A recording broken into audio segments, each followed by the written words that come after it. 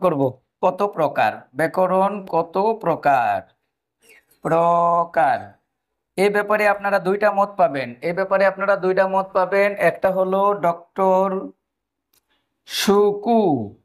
সুকু কথার অর্থ হচ্ছে সুকুমার সেন। ডক্টর সুকুমার সেনের মতে বাংলা ব্যাকরণ 3 প্রকার। এরপরে আরেকটা মত আপনারা পাবেন ডক্টর সুনি, অর্থাৎ সুনীতি কুমার চট্টোপাধ্যায়ের মতে ব্যাকরণ 4 প্রকার।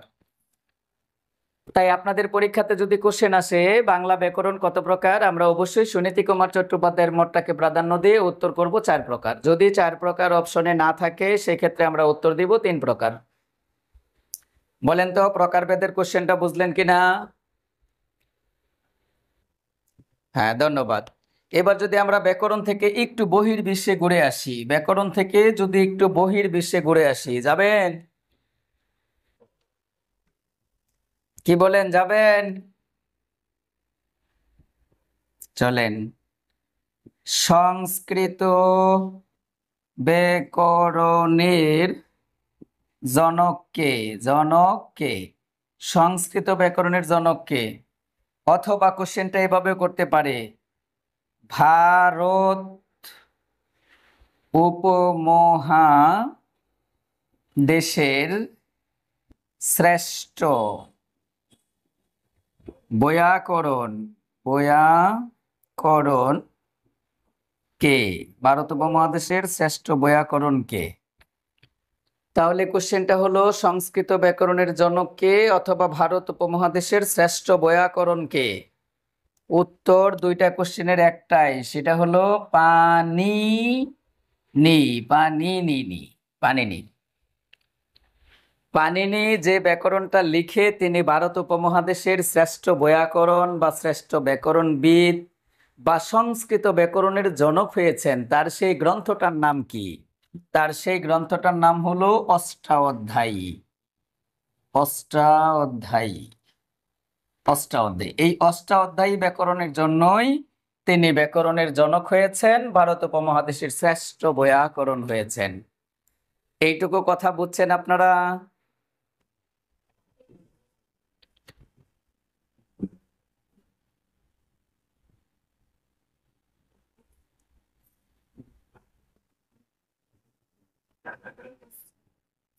এবার কোশ্চেন হলো বিশ্ব ব্যাকরণের জনক কে?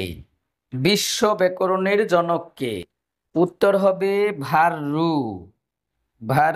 এই ভদ্রলোক হলো বিশ্ব ব্যাকরণের জনক। তিনি তার কোন গ্রন্থটার জন্য বিশ্ব ব্যাকরণের জনক হয়েছেন? আমরা উত্তর দিব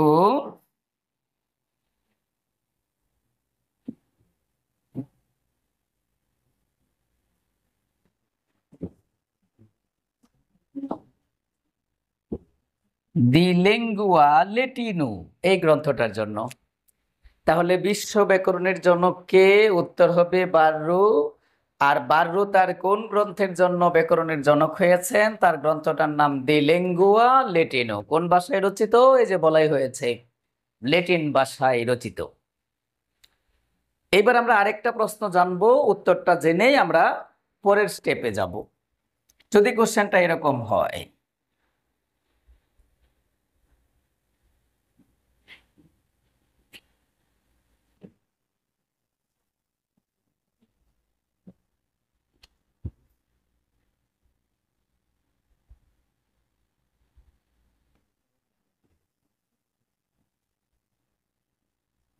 বিশ্বে সর্বপ্রথম ব্যাকরণ রচনা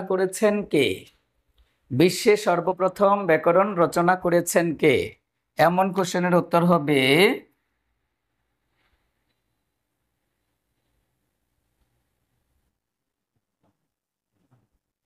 প্রিস্কিয়ান্স। নাম কি? প্রিস্কিয়ান্স। এই ভদ্রলোক যে ব্যাকরণটা রচনা করেছিলেন তার ব্যাকরণটার নাম কি? তার ব্যাকরণটার নাম হলো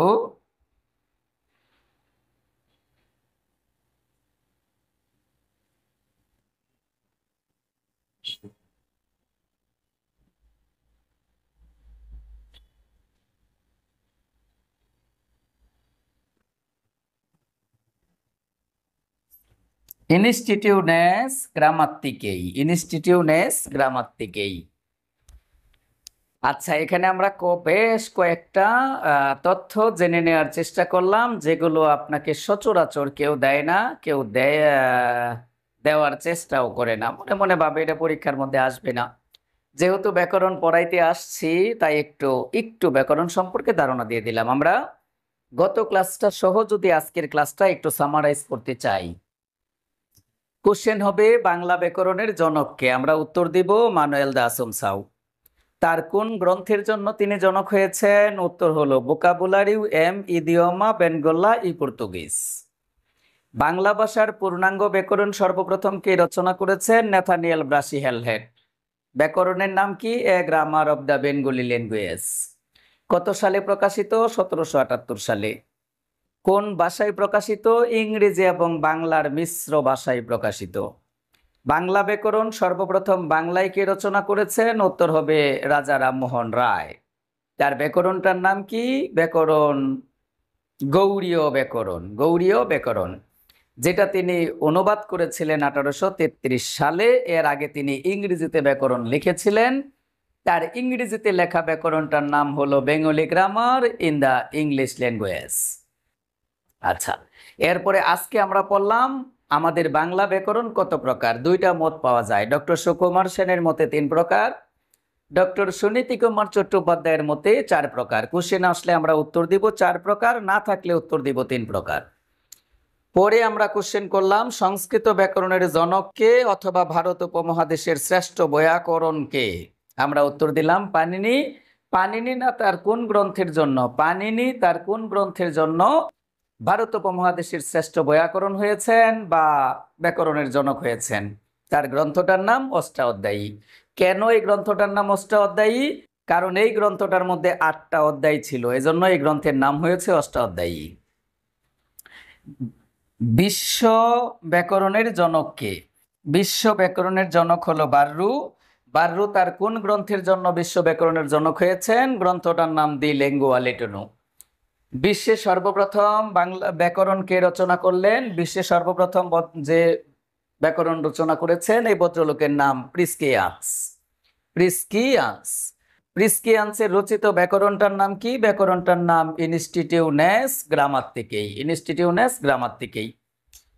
বাংলা ব্যাকরণ থেকে শুরু করে ভারত উপমহাদেশ হয়ে বিশ্ব পর্যন্ত পৌঁছে দিলাম। চলুন এবার আমরা বাংলা ব্যাকরণের আলোচ্য বিষয় নিয়ে কথা বলার চেষ্টা করব ইনশাআল্লাহ। বলুন, এই পর্যন্ত কারো কোনো কোশ্চেন আছে?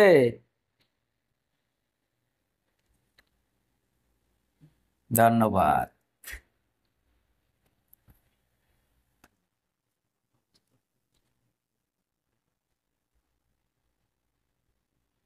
তাহলে এখন আমরা দেখব বাংলা ব্যাকরণের আলোচ্য বিষয়। এই আলোচ্য বিষয় থেকেও অনেক সময় পরীক্ষাতে কোশ্চেন আসতে দেখা যায়। আলোচ্য বিষয় আমাদেরকে জানা থাকতে হবে। প্রথম কোশ্চেন,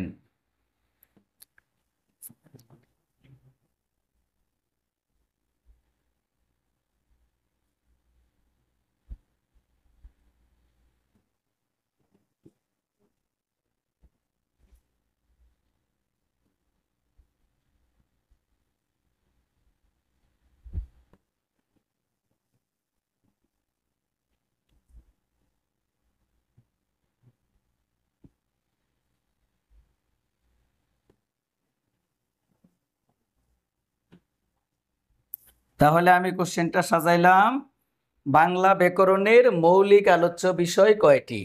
বাংলা ব্যাকরণের মৌলিক আলোচ্য বিষয় কয়টি? আমরা কি কেউ জানি উত্তরটা?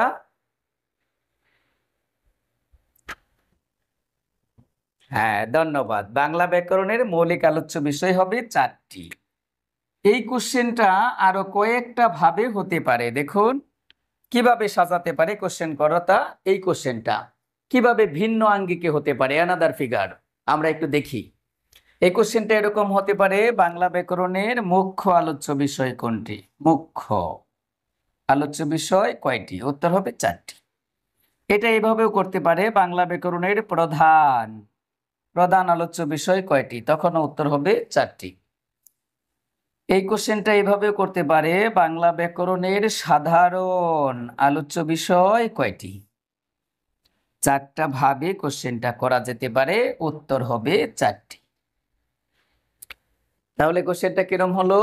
বাংলা ব্যাকরণের মৌলিক আলোচ্য বিষয় কয়টি? 4টি। বাংলা ব্যাকরণের মুখ্য আলোচ্য বিষয় কয়টি? 4টি। বাংলা ব্যাকরণের প্রধান আলোচ্য বিষয় কয়টি? 4টি। বাংলা ব্যাকরণের সাধারণ আলোচ্য বিষয় কয়টি? উত্তর হবে 4টি। তাহলে দেখুন পরের কোশ্চেনটা কেমন হতে পারে।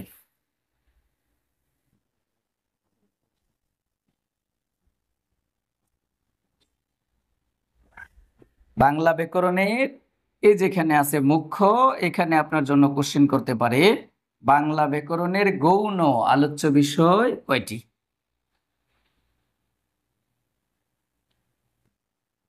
এই কোশ্চেনটা অন্যভাবেও করতে পারে, যেখানে আছে প্রধান তাই এখানে কোশ্চেন করতে পারে বাংলা ব্যাকরণের অপ্রধান আলোচ্য বিষয় কয়টি? আচ্ছা, এই কোশ্চেনটা তাহলে দুইটা ভাবে করতে পারে কোশ্চেন কর্তা। উত্তর হবে কয়টা আমরা কি কেউ জানি? বাংলা, হ্যাঁ দুইটি। বাংলা ব্যাকরণের গৌণ আলোচ্য বিষয় কয়টি? বাংলা ব্যাকরণের অপ্রধান আলোচ্য বিষয় কয়টি? এরকম কোশ্চেন আসলে আমরা উত্তর দিব দুইটি। যেই ভাই উত্তর দিয়েছেন তাকে ধন্যবাদ। দুইটি। আলোচ্য বিষয় থেকে আরেকটা কোশ্চেন আপনার জন্য হতে পারে, সেটা হলো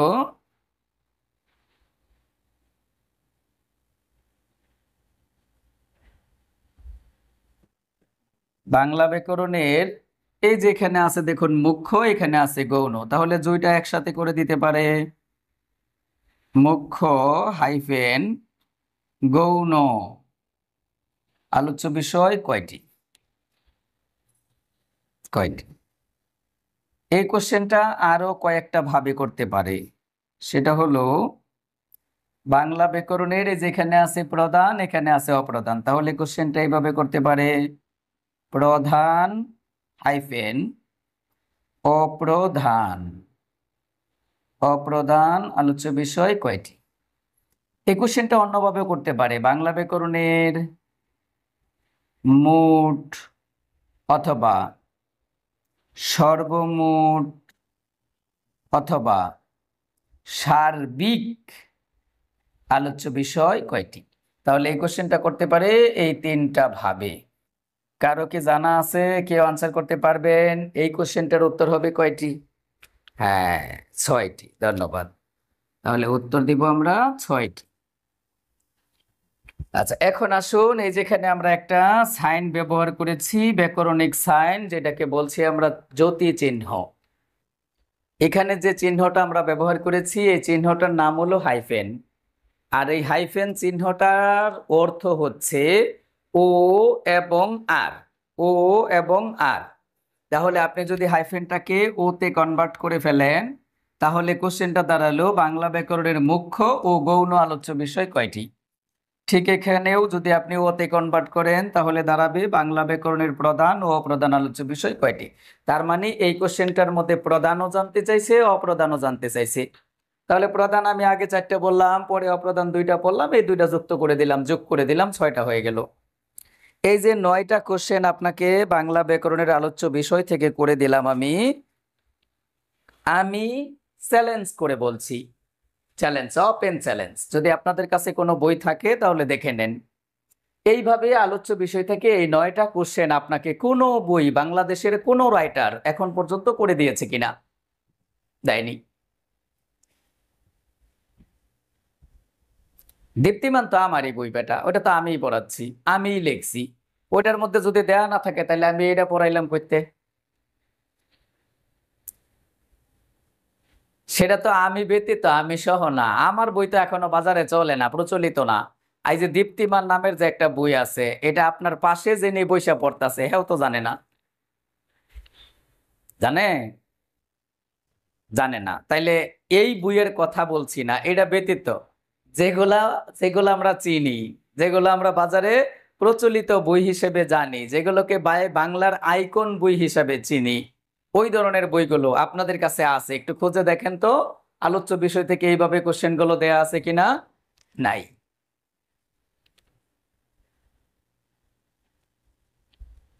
নাই নাই নাই নাই, দেখে নেন, অগ্রত আমার কাছে আছে, এই যে এখনই বা আপনারা দেখাইতে পারেন। এনেই আছে। আপনি কি মনে করেন অগ্রদূত লই আমি এই কথা কইতাছি না? কেউ যদি মনে করেন যে জর্জের মধ্যে আছে, তাহলে আমি কি জর্জের বই না দেখে এই কথা কইতেছি? কারণ কইলে আপনারা ছাড়বেন? ছাড়বেন না। যাই হোক, এভাবে দেয়া নাই। তাহলে এই পড়াটা দেখেন কতটা সহজ হয়ে গেল, যে আমরা 9টা কোশ্চেন যে করলাম, এখানে যেরকম বই থেকে চ্যালেঞ্জ করে দিলাম, বাংলাদেশের কোনো রাইটারের বইয়ে এটা লেখা নাই। এখন আরেকটা কথা বলে চ্যালেঞ্জ করে দিলাম, যদি কোশ্চেন কর্তা কোনোভাবেই আপনাদের বাংলা ব্যাকরণের আলোচ্য বিষয় থেকে কোশ্চেন করতে চায়, তাহলে এই 9টার মধ্যে করতে হবে, এর বাইরে কোনো কোশ্চেন নাই। এ যদি চান্দের দেশের ফুইটটাও ফাইটটাও পড়া যায়, কোশ্চেন এখান থেকে করতে হবে, এর বাইরে কোশ্চেন করার সুযোগ নাই। বুঝতে পেরেছেন? তাহলে আপনি নিশ্চিত ধরে নিতে পারেন, যদি আলোচ্য বিষয় থেকে কোশ্চেন আসে, তাহলে এই 9টা কোশ্চেন শিখলেন, 1 মার্ক নিশ্চিত পেয়ে যাবেন যদি আসে। আর যদি না আসে তাহলে তো আর কিছু করার নাই। আচ্ছা, যারা লাইভে যুক্ত আছেন তারা একটু বলবেন, এই 9টা কোশ্চেনের মধ্যে কারো কোনো প্রশ্ন আছে কিনা? এই 9টা কোশ্চেনের মধ্যে কারো কোনো কোশ্চেন আছে কিনা? হ্যাঁ, ধন্যবাদ। এখন আমরা দেখব, এই যে 6টা আলোচ্য বিষয় যে আমরা পাইলাম, এই 6টা আলোচ্য বিষয়কে আমরা সবাই চিনি, জানি?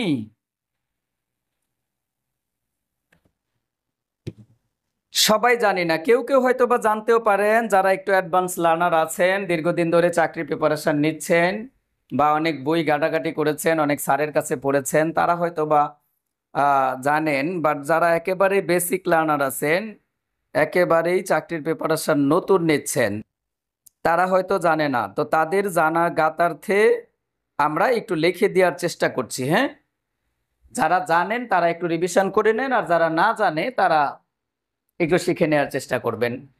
1 নাম্বার, ধ্বনি তত্ত্ব। ধ্বনি তত্ত্ব, এই ধ্বনি তত্ত্বের আরেকটা নাম আছে, কেউ বলতে পারেন? হ্যাঁ, ধন্যবাদ। ধ্বনি তত্ত্বের আরেক নাম হলো ধ্বনি বিজ্ঞান। ধ্বনি বিজ্ঞান। আচ্ছা, এরপরে 2 নাম্বার। 2 নাম্বার হলো শব্দ তত্ত্ব। শব্দ তত্ত্ব, এই শব্দ তত্ত্বের আরেকটা নাম আছে, পারেন কেউ? জি, রূপ তত্ত্ব। শব্দ তত্ত্বের আরেক নাম হলো রূপ তত্ত্ব। আচ্ছা, এরপরে 3 হলো বাক্য তত্ত্ব। বাক্য তত্ত্ব, এর আরেকটা নাম আছে, জানি আমরা, পদক্রম। পদক্রম। এরপরে হচ্ছে 4 নাম্বার। 4 নাম্বার হচ্ছে অর্থতত্ত্ব। অর্থতত্ত্ব, এই অর্থতত্ত্বেরও আরেকটা নাম আছে, জানি আমরা, এটাকে অন্যভাবে বলা যায় বাগর্থ তত্ত্ব। বাগর্থ তত্ত্ব। আচ্ছা, 5 নাম্বারে যেটা আছে এটা হলো অভিধান তত্ত্ব। অভিধান তত্ত্ব। 6 নাম্বারে আছে ছন্দ তত্ত্ব। ছন্দ তত্ত্ব।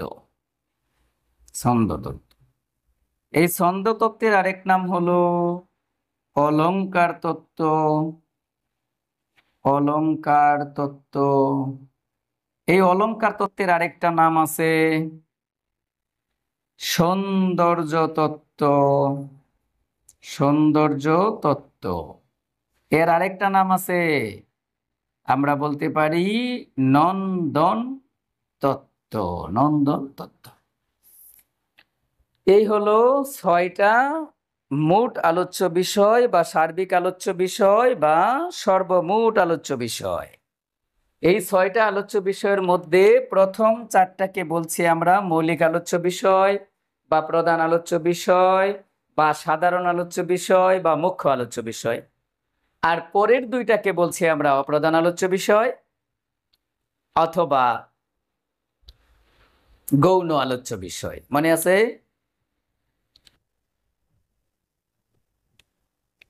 আচ্ছা, এখন আমরা দেখব, এই যে আলোচ্য বিষয়গুলো আমরা লিখলাম, এগুলোর ইংরেজি আছে।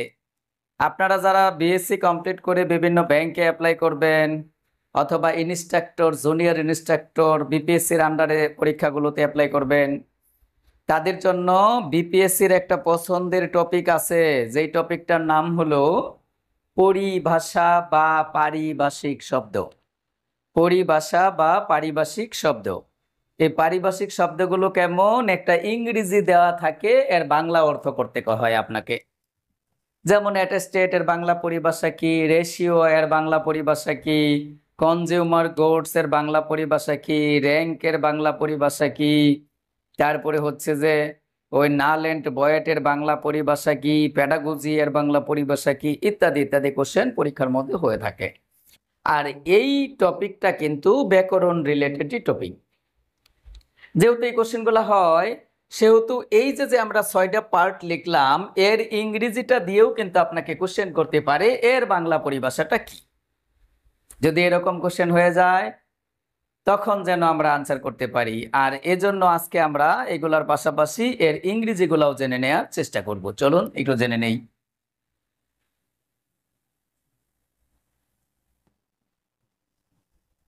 ধ্বনি তত্ত্ব বা ধ্বনি বিজ্ঞানের ইংরেজি হচ্ছে ফোনোলজি। PSO ফো, NO নো, LO লো, GYG ফোনোলজি। তাহলে ফোনোলজি এর বাংলা পরিভাষা কি, আমরা উত্তর দিব ধ্বনি তত্ত্ব বা ধ্বনি বিজ্ঞান। পরের কোশ্চেন, শব্দতত্ত্ব বা রূপতত্ত্ব এর ইংরেজি হচ্ছে MOR মোর, PSO ফো মোরফো, LOGYG মরফোলজি। তাহলে শব্দতত্ত্ব বা রূপতত্ত্বের ইংরেজি কি, মরফোলজি। শিখে ফেলবেন, কিন্তু পরীক্ষার মধ্যে কোশ্চেন আসবে, আনসার করতে হবে। মরফোলজি। বাক্যতত্ত্বের ইংরেজি হচ্ছে SYN সিন, TAX সিনট্যাক্স। অর্থতত্ত্ব হলো CSEMAN সিমেন, TICS সিমেন্টিক্স। অভিধান তত্ত্বের ইংরেজি হচ্ছে LEXI লেক্সি, CO লেক্সিকো, GRA গ্রা, PSY ফি লেক্সিকোগ্রাফি। তাহলে অভিধান তত্ত্বের ইংরেজি হবে লেক্সিকোগ্রাফি। ছন্দতত্ত্ব, অলংকার তত্ত্ব, সৌন্দর্য তত্ত্ব বা নন্দন তত্ত্বের ইংরেজি হচ্ছে AESSTSE দে। এটা হলো এস দে না, এটা হলো এস থে, TICS অ্যাস্থেটিক্স। তাহলে আমরা 6টা তথ্য জানলাম, 6টা তথ্যের ইংরেজি জানলাম। এরপরে আমরা দেখব এই কোন তথ্যটার মধ্যে কোন কোন টপিক আলোচিত হয়, ওই টপিকগুলো এখন আমরা দেখার চেষ্টা করব। বলুন, এই যে 6টা তথ্যের ইংরেজিগুলো আমরা বলে দিলাম, এগুলা নিয়ে কারো কোনো ডাউট, সন্দেহ বা কোনো কোশ্চেন আছে?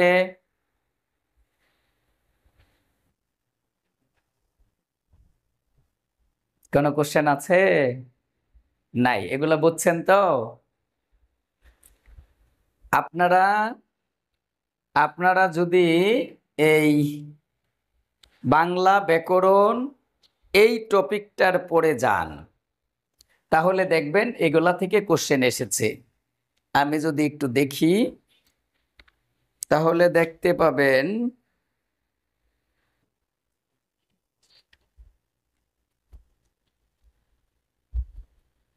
এগুলা থেকে কোশ্চেন হয়েছে 1টা 2টা 3টা 4টা 5টা। আমাদের বইটার মধ্যে এই 6টা থেকে কোশ্চেন এখন পর্যন্ত পরীক্ষায় 6টা 5বার এসেছে, এই 6টা কোশ্চেন থেকে। আবার যখন আপনারা পরিভাষা বা পারিভাষিক শব্দে যাবেন, সেখানে তো অহরহ কোশ্চেন হয়েছে, সেটা বলার অপেক্ষা রাখে না। তাহলে শুধু ব্যাকরণ পাঠের পরে যায় আপনারা দেখবেন যে এই 6টা কোশ্চেন থেকে এখন পর্যন্ত বহুতবার পরীক্ষাতে কোশ্চেন হয়েছে।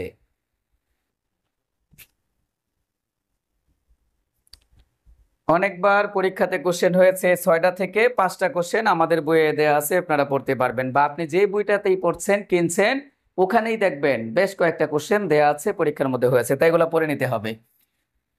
এখন আসুন আমরা দেখাবো কোন তত্ত্বে কোন কোন টপিক আলোচিত হয়। এটা কিন্তু পরীক্ষার মধ্যে কোশ্চেন আসে, যেমন সন্ধি বাংলা ব্যাকরণের কোন অংশে আলোচিত হয়, সমাস বাংলা ব্যাকরণের কোন অংশে আলোচিত হয়, ইত্যাদি ইত্যাদি কোশ্চেন কিন্তু পরীক্ষার মধ্যে আসতে দেখা যায়। তাহলে আমরা জেনে নেওয়ার চেষ্টা করব এখন কোন কোন টপিক কোন কোন তথ্যে আলোচিত হয়। আপনারা কি শুনতে পাচ্ছেন আমাকে? হ্যাঁ, ধন্যবাদ। ধ্বনিতত্ত্বের আলোচ্য বিষয়গুলো মনে রাখার জন্য আমরা একটা ছোট্ট টেকনিক মনে রাখবো, তাহলে ধ্বনিতত্ত্বের আলোচ্য বিষয়গুলো পেয়ে যাব। মাথার মধ্যে প্রথমে একটা থিওরি আগে ঢুকিয়ে নেবেন, সেটা হলো ধ্বনিতত্ত্বের আলোচ্য বিষয়গুলোতে ধ্বনি বা বর্ণ রিলেটেড যত আলোচনা আছে সব এইটার মধ্যে আলোচিত হবে। আর শব্দতত্ত্বের মধ্যে আলোচিত হবে শব্দ রিলেটেড যত আলোচনা আছে, বাক্যতত্ত্বের মধ্যে আলোচিত হবে বাক্য রিলেটেড যত আলোচনা আছে। তাহলে আমরা বলছিলাম বাক্য রিলেটেড সকল আলোচনা হবে বাক্যতত্ত্বে, অর্থ রিলেটেড সকল আলোচনা হবে অর্থতত্ত্বে। আর অভিধান তত্ত্ব আর ছন্দতত্ত্ব এই দুইটা নিয়ে আলোচনা আমরা পরে করব, আগে এই চারটা বুঝায় নেই। এই দুইটার মধ্যে কি আলোচনা হবে আমরা বলবো আজকে, এখনই আগে চারটা পড়ি।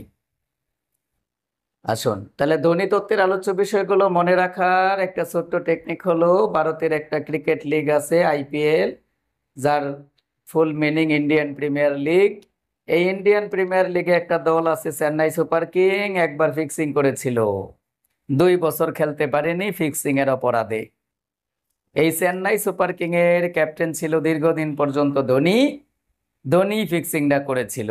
আর আমরা এই কথাটাই এখানে লিখব, আর এখান থেকে আমরা ধ্বনিতত্ত্বের আলোচ্য বিষয়গুলো বের করার চেষ্টা করব। চলুন দেখি।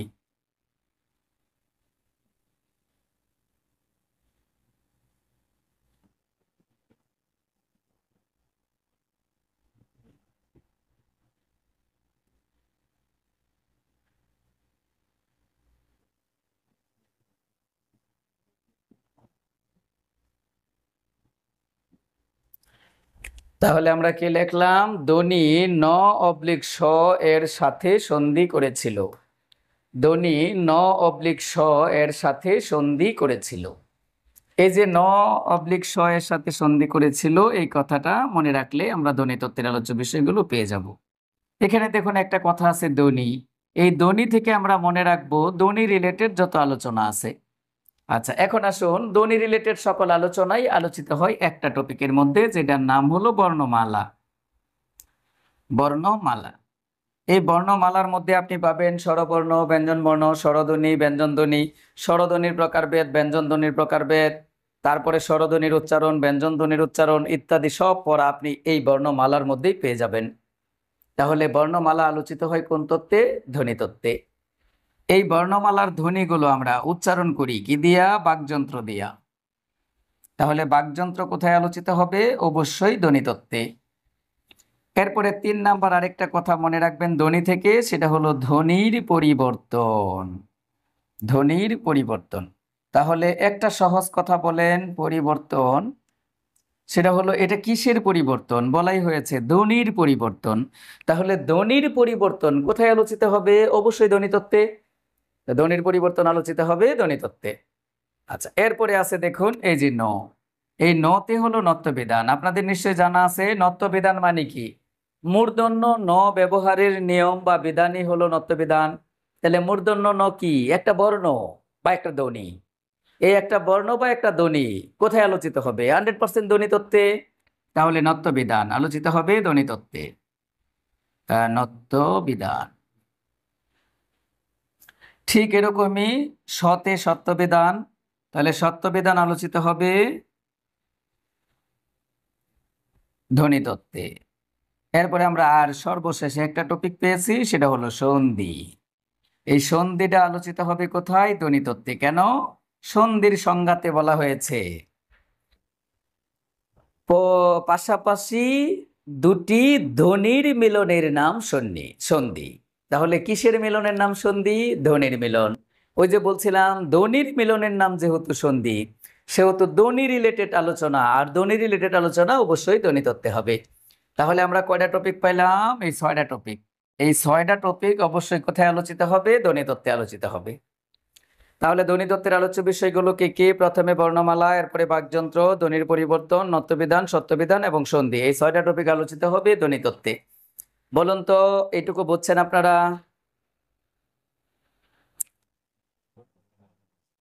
হ্যাঁ, ধন্যবাদ। একজনই কথা বলেন, বাকিগুলো কথা বলেন না কেন? ঘটনা কি? নাকি ক্লাস আমার ভাল লাগে না? ভালো না লাগলে বলবেন, টিচার চেঞ্জ করে দিব। আরো কত টিচার আছে।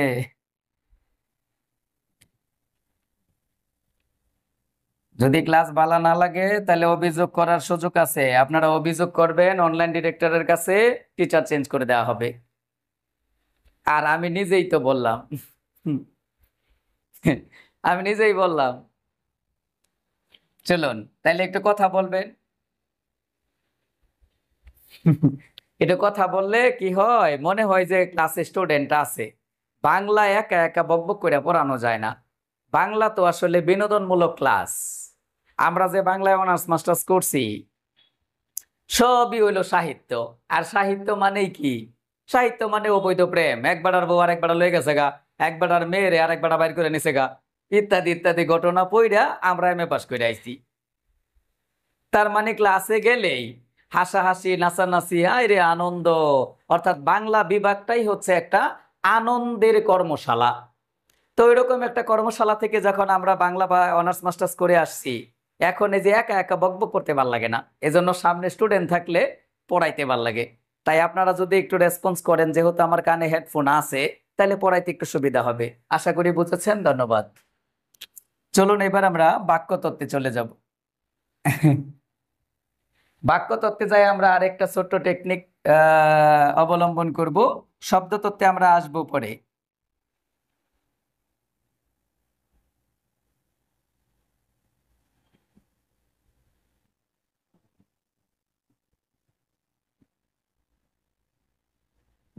জবার বাবার একটাই উক্তি, জবার বাবার একটাই উক্তি। এই কথাটা মনে রাখলে আমরা বাক্যতত্ত্বের আলোচ্য বিষয়গুলো পেয়ে যাব। কিভাবে বাক্যতত্ত্বের আলোচ্য বিষয়গুলো পেয়ে যাই আমরা একটু দেখি। প্রথমে জ থেকে আমরা মনে রাখবো জ্যোতি বা ছেদ চিহ্ন, ছেদ চিহ্ন। তারপরে হচ্ছে বা, এই বাতে আমরা মনে রাখবো বাক্য, প্রকরণ, বাক্য প্রকরণ। এরপরে আছে আরেকটা বা, এই বাতে আমরা মনে রাখবো বাচ্য। আরেকটা আছে বা, এই বাতে আমরা মনে রাখবো বাগধারা, বাগধারা। এরপরে আছে এক, এই এক থেকে আমরা মনে রাখবো এক কথায় প্রকাশ, এক কথায় প্রকাশ। এরপরে হলো উক্তি, উক্তিতে আমরা বলবো উক্তি পরিবর্তন, উক্তি পরিবর্তন। এই টপিকগুলো আলোচিত হবে বাক্যতত্ত্বে, এই টপিকগুলো আলোচিত হবে বাক্যতত্ত্বে। তাহলে শব্দতত্ত্ব, আমি বলছিলাম শব্দতত্ত্বে আসবো পরে, এই টপিকগুলো আলোচিত হবে বাক্যতত্ত্বে। একটু পরিবর্তন এসেছে। পরিবর্তনটা কি এটা আমি লেখার পরে বুঝাইয়া দিলে বেটার হবে, এজন্য লিখে ফেলেছি আগে। এখন একটু বোঝার চেষ্টা করেন। এই যে এখানে একটা টপিক আছে বাগধারা, বাগধারা। এই বাগধারাটা আগের ব্যাকরণে বাক্যতত্ত্বের আলোচ্য বিষয় ছিল, কিন্তু বর্তমান ব্যাকরণে বা পরিবর্তিত ব্যাকরণে বা নতুন ব্যাকরণে এই বাগধারাটাকে অর্থতত্ত্বের আলোচ্য বিষয় করা হয়েছে। তাই এখন যদি আপনার পরীক্ষার মধ্যে কোশ্চেন হয় বাগধারা কোন তত্ত্বের আলোচ্য বিষয়, তাহলে আমরা কষ্ট করে উত্তর দিব অর্থতত্ত্বের আলোচ্য বিষয়। তাহলে বাগধারা কোন তত্ত্বের আলোচ্য বিষয়? অর্থতত্ত্বের। এই একটা পরিবর্তন এসেছে। দ্বিতীয়ত আরো দুইটা পরিবর্তন এসেছে, সেটা একটু দেখে নেওয়ার চেষ্টা করব আমরা এই পাশে।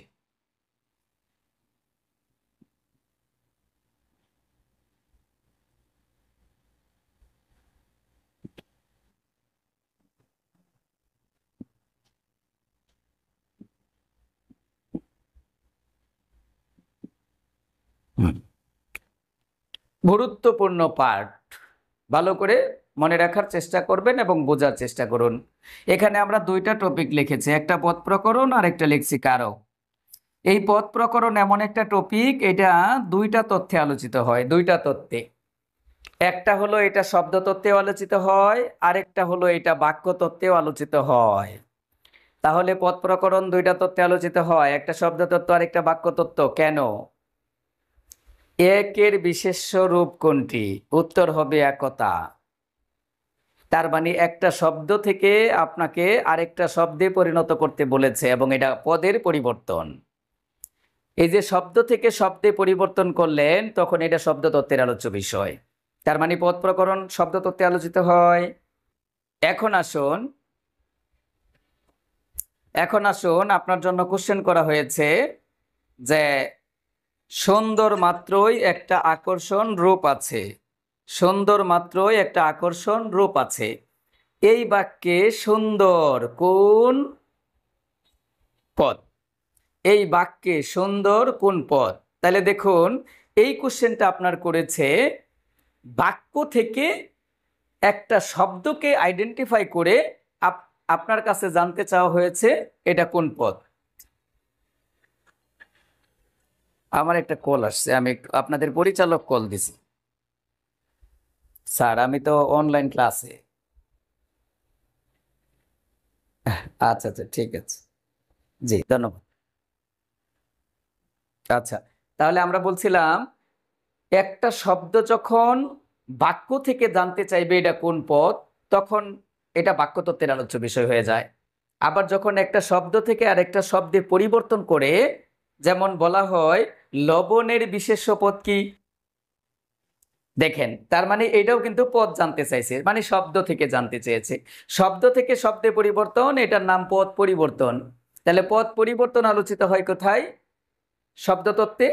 আবার যদি বলা হয় যে পদ প্রকরণ, তার মানে বাক্য থেকে যখন আপনার জন্য কোশ্চেন করা হয়েছে এটা কোন পদ, তখন এটা উত্তর হয়ে যায় বাক্যতত্ত্বের আলোচ্য বিষয়। তাই কোশ্চেন হলো বাক্যতত্ত্ব এবং শব্দতত্ত্ব দুইটার মধ্যেই আলোচিত হয় এই পদ প্রকরণ টপিকটা, গুরুত্বপূর্ণ, মনে রাখুন। এরপরে কারক। কারক আগের ব্যাকরণে উত্তর হয়েছিল এটা শব্দতত্ত্বের আলোচ্য বিষয়, আগের ব্যাকরণ। কিন্তু পরিবর্তিত ব্যাকরণ বা বর্তমান ব্যাকরণে বলা হয়েছে কারক বাক্যতত্ত্বের আলোচ্য বিষয়, কারক বাক্যতত্ত্বের আলোচ্য বিষয়। তাহলে এখন যদি কোশ্চেন হয় কারক কোন তত্ত্বের আলোচ্য বিষয়, আপনাকে উত্তর দিতে হবে বাক্যতত্ত্বের আলোচ্য বিষয়। কেন স্যার বাক্যতত্ত্বের আলোচ্য বিষয়? আপনার পরীক্ষাতে কোশ্চেন হলো সর্বঙ্গে ব্যথা ঔষধ দিব কোথা? এই বাক্যে সর্বঙ্গ কোন কারকে কোন বিভক্তি? আপনাকে উত্তর দিতে হবে অধিকরণ কারকে শূন্য বিভক্তি, সপ্তমী বিভক্তি। সর্ব অঙ্গে যেহেতু বলছে, তাহলে অধিকরণ কারকে সপ্তমী বিভক্তি। এই যে কারক নির্ণয় করতে বলা হলো আমাদেরকে কোথা থেকে? বাক্য থেকে। যখন এই বাক্য থেকে নির্ণয় করতে বলা হয়েছে তখন এটা বাক্যতত্ত্বের আলোচ্য বিষয়। আচ্ছা বলুন, এইটুকু কথা বুঝলেন? আচ্ছা, এবার আপনার মনে কোশ্চেন জাগে না, বাগধারা কেন স্যার বাক্যতত্ত্বের আলোচ্য বিষয় হয়ে না হইয়া কেন অর্থতত্ত্বের আলোচ্য বিষয় হলো? দেখুন খুব সহজ, আপনার পরীক্ষাতে কোশ্চেন করা হলো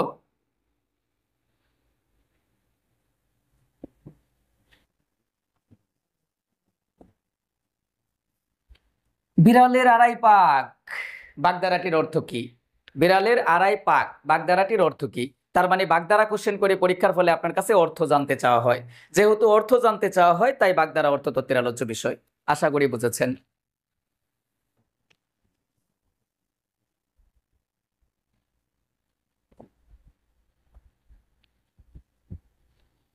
এখন আপনি দেখবেন অর্থতত্ত্বের আলোচ্য বিষয় কোনগুলো। অর্থতত্ত্বের আলোচ্য বিষয়ে প্রথমে আপনি পাবেন শব্দার্থ। শব্দার্থ শব্দার্থর মধ্যে পাবেন আপনি মুখ্যার্থ। মুখ্যার্থ এর মধ্যে আপনি পাবেন লক্ষ্যার্থ। লক্ষ্যার্থ তারপরে পাবেন আপনি বিপরীতার্থ।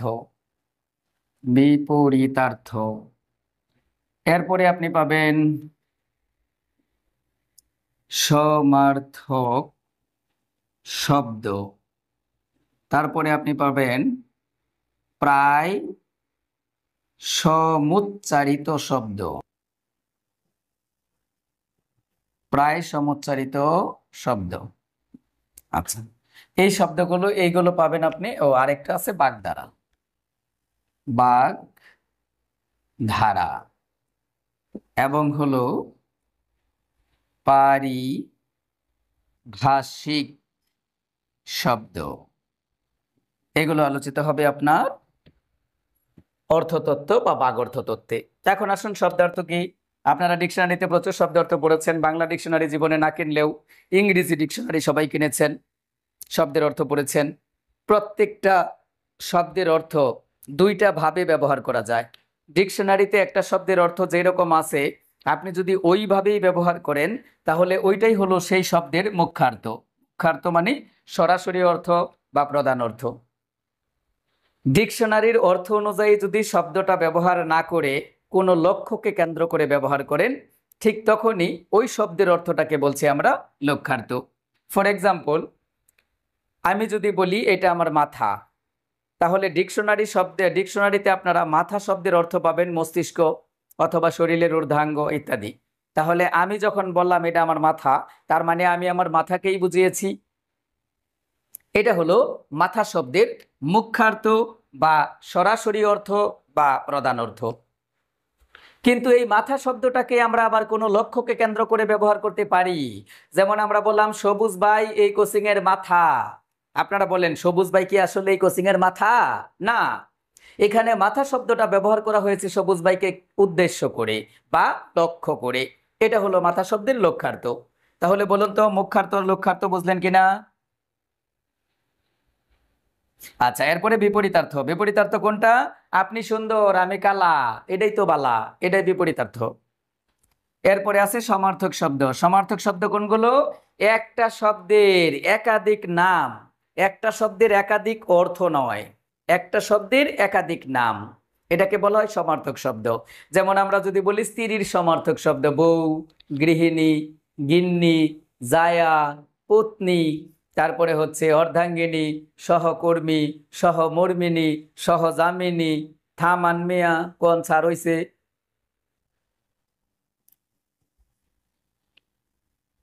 সমার্থক শব্দ বুঝছেন? আচ্ছা, এরপরে আছে কি প্রায় সমুচ্চারিত শব্দ। প্রায় সমুচ্চারিত কোনটা? উচ্চারণগুলো খুব কাছাকাছি, অর্থ হবে ভিন্ন। উচ্চারণগুলো কাছাকাছি, অর্থ হবে ভিন্ন। যেমন আমরা বললাম, যাই হোক এটাই বলি একটু আনকমন, উপাদান, আর একটা হলো উপাধান। এই উপাদান কথার অর্থ হচ্ছে কাঁচামাল। কাঁচামাল অর্থাৎ একটা জিনিস তৈরি করতে যা যা লাগে। আর এই উপাদান কথার অর্থ হচ্ছে বালিশ। বালিশ, যদিও এখানে একটু পরিবর্তন আছে, এখানে আছে অল্প প্রান্ত, এখানে আছে মহাপ্রান্ত। উপরের উচ্চারণটা হবে উপাদান, নিচের উচ্চারণটা হবে উপাধান। বাট আমরা উপাধান উচ্চারণ করি না, আমরা উপাদানই উচ্চারণ করি। এটাকে বলা হয় প্রায় সমুচ্চারিত শব্দ। মানে উচ্চারণগুলো খুবই কাছাকাছি বাট অর্থ হবে ভিন্ন, এটাকে বলছি আমরা প্রায় সমুচ্চারিত শব্দ। এরপরে আছে কি বাগধারা। বাগধারা এর আগে দেখা দিলাম। পারিভাষিক শব্দ, এই পারিভাষিক শব্দ আপনাকে আগেই দেখাইছি। ওই যে 6টা তত্ত্বের ইংরেজি আমরা লিখে দিয়েছি, ওইগুলোই পারিভাষিক শব্দ। এবার আসুন, এই যে 4টা মূল আলোচ্য বিষয় আমরা পড়ায় ফেললাম। যতগুলো টপিক আমরা এখানে পড়লাম, এই টপিকগুলো বাদ দিলে আর যত টপিক বাংলা ব্যাকরণে আছে, এই সব কয়টা টপিক আলোচিত হবে শব্দতত্ত্বে। সব কয়টা টপিক আলোচিত হবে শব্দতত্ত্বে। যেমন আমরা যদি বলি লিঙ্গ কোথায় আলোচিত হয়, উত্তর শব্দতত্ত্বে। সমাস কোথায়, শব্দতত্ত্বে। বচন কোথায়, শব্দতত্ত্বে। দ্বিরুক্ত শব্দ কোথায়, শব্দতত্ত্বে। শব্দ প্রকরণ, শব্দতত্ত্বে। সংখ্যাবাচক শব্দ, শব্দতত্ত্বে। পদাশ্রিত নির্দেশক, শব্দতত্ত্বে। ধাতু, শব্দতত্ত্বে। প্রকৃতি প্রত্যয়, শব্দতত্ত্বে। উপসর্গ, শব্দতত্ত্বে। অনুসর্গ, শব্দতত্ত্বে। বিভক্তি, শব্দতত্ত্বে। যত টপিক আছে সব টপিক আলোচিত হয় শব্দতত্ত্বে। এই হলো প্রধান 4টা আলোচ্য বিষয়ের বক্তব্য। বলুন এই 4টা বিষয় বুঝলেন আপনারা?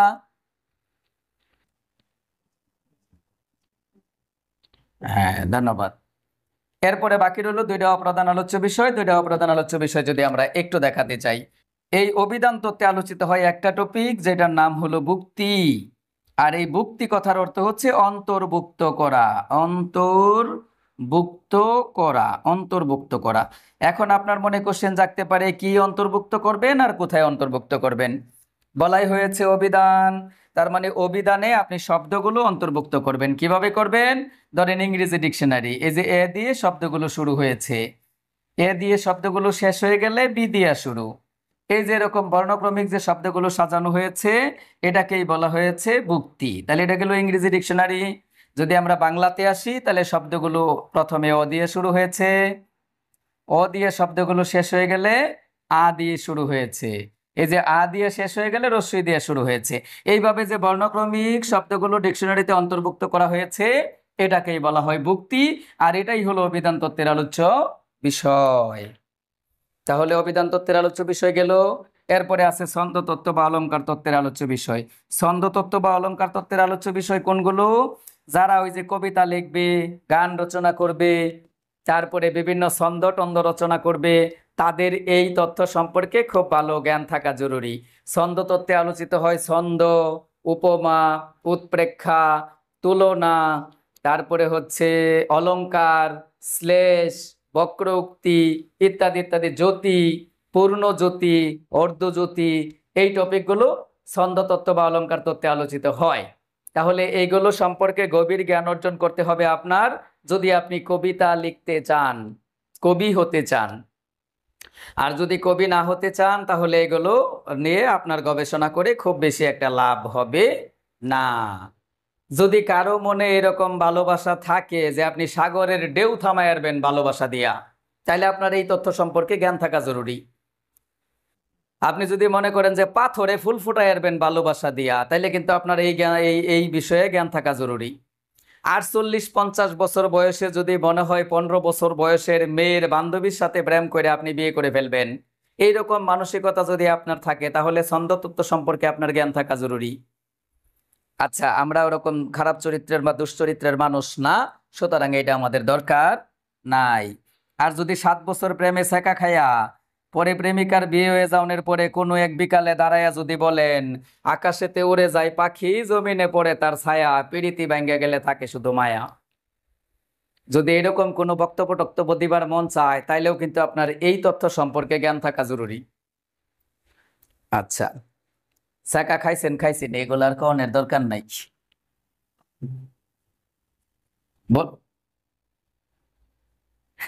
যারা ছেঁকা খায় না ওরা তো ইনোসেন্ট, ওদের সম্পর্কে বলার কিছু নাই, ওদের দুনিয়া এবং আখেরাত পরিষ্কার।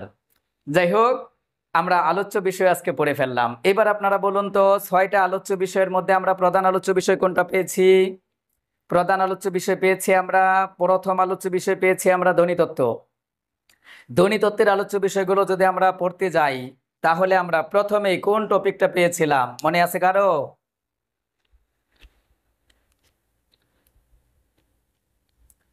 হ্যাঁ, ধন্যবাদ, বর্ণমালা। তাহলে আমরা এখন পড়ব বর্ণমালা।